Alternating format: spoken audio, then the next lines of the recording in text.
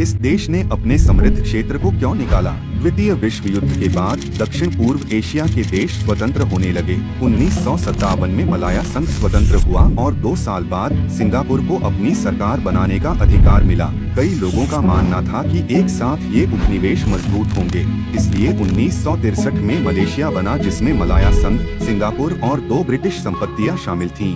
यह विचार एक मजबूत अर्थव्यवस्था, साम्यवाद का विरोध और जातीय संतुलन बनाने के लिए था।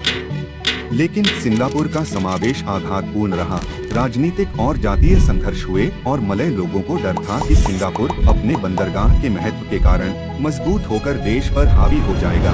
1965 में संघर्ष से बचने के लिए सिंगापुर को अलग किया गया। शुरुआत में यह सिंगापुर के लिए भयानक लग रहा था, लेकिन वर्षों की सफल नीतियों के बाद आज यह दुनिया में तीसरे सबसे धनी देश के रूप में उभरा है।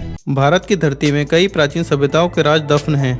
उसमें से एक है सिंधु घाटी की सभ्यता, जिसे हम हड़प्पा संस्कृति के नाम से भी जानते हैं। यह सभ्यता 5000 वर्ष पुरानी है। माना जाता है हड़प्पा सभ्यता के लोगों को दंत चिकित्सा का ज्ञान था और बटन का आविष्कार भी सिंधु घाटी सभ्यता में ही हुआ था। अभी तक हड़प्पा संस्कृति के 1056 शहरों की खोज हो चुकी है।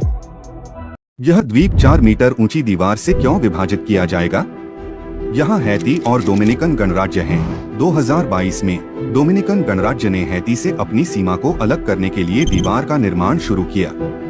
1960 के दशक तक दोनों देश गरीबी और तानाशाही की छाया में थे। 1966 से डोमिनिकन गणराज्य ने धीरे धीरे लोकतांत्रिक होना शुरू किया और स्थिर हुआ। हैती में तानाशाही 1986 में समाप्त हुई, लेकिन उसके बाद भ्रष्टाचार, अस्थिरता और प्राकृतिक आपदाओं ने देश को प्रभावित किया, जबकि पड़ोसी देश पर्यटन और विदेशी निवेश से उन्नति कर रहा था।